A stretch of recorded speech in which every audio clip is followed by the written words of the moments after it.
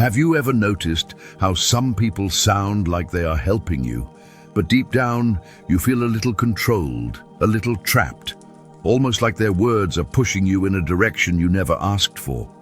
It happens in everyday conversations, at work, in relationships, even in family talks. Someone may say something that feels kind on the surface, but leaves you doubting yourself or second-guessing your choices. These are not random slips of the tongue. They are phrases that look supportive, yet underneath they carry hidden pressure, guilt, or emotional weight. Phrases that quietly shift the balance of power and leave you feeling like you owe them something. The danger is subtle, because these words are wrapped in warmth, so you might ignore the discomfort or convince yourself that it is nothing. But the longer you let them pass, the more control someone can gain over your emotions. In this video, we are going to uncover 8 specific phrases that seem harmless, even loving, but are actually signs of manipulation. We will break down how they work, why they hurt your self-esteem, and how you can spot them before they sink in. If you want to protect your mind, your freedom, and your emotional health, stay with me until the end. And if you find value here, remember to subscribe. It helps us reach more people who need to hear this. My dear friends, when we first hear these phrases, they sound comforting, almost like a warm hand on the shoulder. Yet if you pause and really listen, the tone carries something heavier, something designed to shape your feelings rather than respect. The first sign is confusion. You walk away from a conversation not feeling stronger, but second-guessing yourself. For example, when someone says, "I'm only telling you this because I care," the words look loving, but the hidden message is clear. If you disagree, you are rejecting their care. Suddenly, your freedom of thought feels like a betrayal. Another sign is guilt. Phrases like, "After everything I've done for you," or "You know I only want what's best for you," create a quiet trap. They frame you as ungrateful if you do not comply. You begin to feel obligated to agree, not because it is right for you, but because you fear disappointing them. Then comes doubt. Subtle manipulation works like drops of water wearing down a stone. One phrase here, another phrase there. Over time, you start to wonder if maybe you are the problem. Maybe you are overreacting. Maybe you should just give in. The manipulator wins not by shouting, but by planting seeds of self-blame. These signs also appear in the body: a knot in your stomach, a tightening in your chest, the urge to explain yourself, even when you did nothing wrong. If words that seem supportive leave you drained, tense, or smaller than before, that is a sign you are not receiving kindness.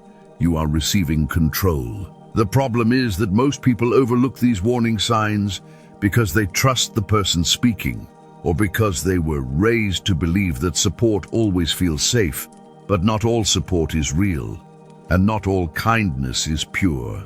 The greatest danger lies in the phrases that look harmless, yet quietly strip away your ability to choose for yourself. My dear friends, the most painful effect of these manipulative phrases is not the words themselves. It is the way they slowly rewrite how you see yourself. When someone repeats to you, "I only want what's best for you," again and again, your brain begins to accept the idea that they know better than you. Your confidence weakens, your inner voice grows quieter. This creates emotional dependency. You may start to feel that you cannot make choices without their approval. Their support turns into a leash, gently guiding you but never letting you walk freely. What looked like love becomes control dressed in kindness. Psychologically, this damage is deep. Subtle manipulation trains your mind to question its own instincts. You begin to silence your doubts just to keep peace. You accept guilt that is not yours to carry. Over time, this erodes your boundaries, leaving you more vulnerable to larger forms of emotional control. And the hidden cost is heavy. Constant second-guessing can lead to anxiety, feeling like you can never get it right.